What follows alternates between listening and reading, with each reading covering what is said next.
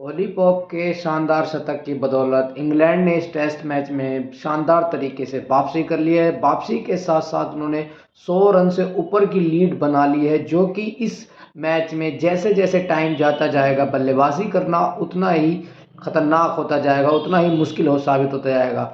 England के बल्लेबाज Ollie Pope ने शानदार अपने आक्रामक अंदाज की बदौलत उन्होंने 148 रन की पारी खेली है और वह अभी तक नॉट आउट हैं और इंग्लैंड की कुल लीड 126 रन हो गई है, जो कि जैसे जैसे ये लीड बढ़ती जा रही है वैसे वैसे भारतीय टीम के लिए खतरा बढ़ता जा रहा है। ऐसा नहीं कह सकते कि अब भारतीय टीम इस मैच में चेज नहीं कर सकती, लेकिन फिर भी इस मैच में जैसे जैसे टाइम बीतता जाएगा बल्लेबाजी करना उतना ही मुश्किल साबित होता जाएगा। बात कर ले तो आज भारतीय टीम के बल्लेबाज जो कल नॉट आउट थे, अक्षर पटेल और रविंद्र जडेजा, जो आज खेलने आए तो बहुत ही डिफेंसिव मोड से खेलने आए। शुरुआत में पहले 6 ओवरों में मात्र 8 रन बना पाए, जबकि कोई बाउंड्री नहीं बन लग पा रही थी और रन नहीं आ नहीं रहे थे। जैकलीज के एक ओवर में 2 चौके लगाए अक्षर पटेल, लेकिन उसके अगले ओवर में ही रविंद्र जडेजा को एक शानदार एलबीडब्ल्यू आउट करा दिया जो रूट ने।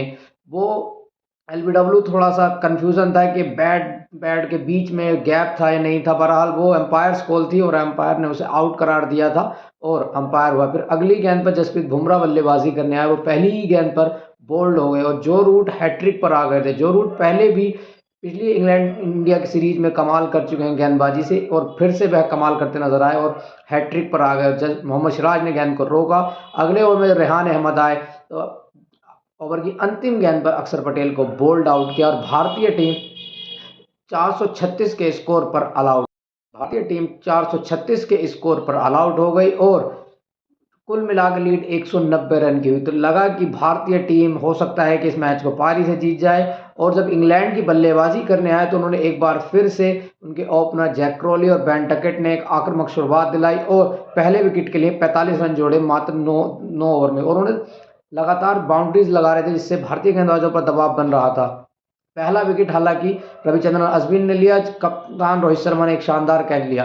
फिर उसके बाद जैक क्रोली और ओली पॉप ने एक शानदार अर्धशतकीय पास साझेदारी की और स्कोर को 113 के पार पहुंचाया। लेकिन जब गेंदबाजी करने जसप्रीत बुमराह आए तो उन्होंने शानदार बेन डकेट को बोल्ड आउट किया। उसके बाद जो रूट आते ही जल्दी चलते बने और वह भी बुमराह का शिकार बने और स्कोर मात्र 117 रन पर 3 आउट हो गए थे। तो लगा कि अब भी बहुत कुछ बाकी है और इंग्लैंड इस मैच में बहुत पीछे रह जाएगा, लेकिन ओली पॉप कहाँ मानने वाले थे।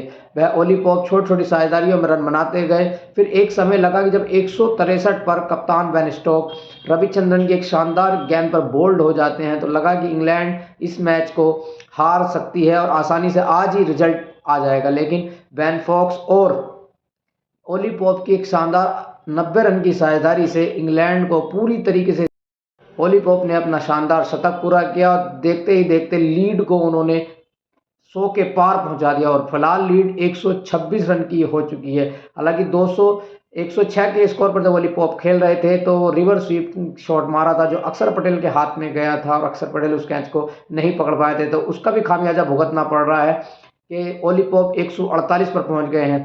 हालांकि 275 के स्कोर पर छठा विकेट गिरा था जब एक बहुत ही नीची रहती हुई गेंद पर बोल्ड हो गए थे बेन फॉक्स। बेन फॉक्स ने शानदार 34 रन की पारी खेली जिसमें उन्होंने 81 गेंदों का सामना किया। लेकिन रेहान अहमद के साथ फिर से एक लगभग 41 रन की साझेदारी हो चुकी है और स्कोर इंग्लैंड का 316 रन पर 6 विकेट आउट है। तो और लीड 126 की हो रही है, क्योंकि जैसे जैसे गेंदें इस पे पिच पर गिर रही हैं उससे लग रहा है कि गेंद असमतल उछाल पा रही है, कोई नीची रह रही है।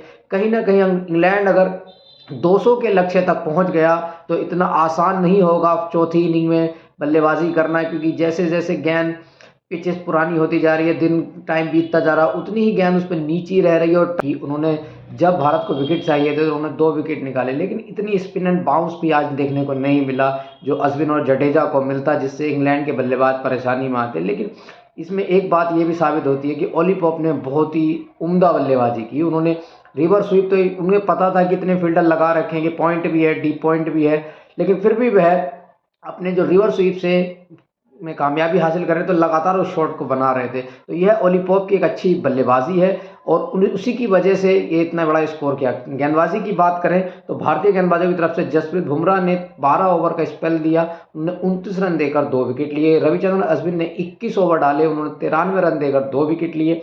अक्षर पटेल ने 15 ओवर डाले, 69 रन दिए, उन्होंने 1 विकेट लिया। रविंद्र जडेजा ने 26 ओवर में 101 रन देकर 1 विकेट लिया। मोहम्मद सिराज ने मात्र 3 ही ओवर डाले, उन्होंने 8 रन दिए और अभी तक कोई सफलता उन्हें हासिल नहीं। गेंदबाजी में आज जडेजा थोड़ा-सा 5-6 नो बॉल जडेजा कर चुके हैं, तो ये थोड़ा-सा देखना होगा। लेकिन भारतीय टीम को अगर इस मैच में वापसी करनी है, मैच जीतना है, तो वह चाहेगा कल को जल्दी से ही इंग्लैंड को ऑल आउट कर ये जो लीड 126 की है वो 150 के इर्द-गिर्द रहे और आसानी से फिर चेस कर ले, क्योंकि चौथी पारी में इतना आसान नहीं होगा इस पे बल्लेबाजी करना।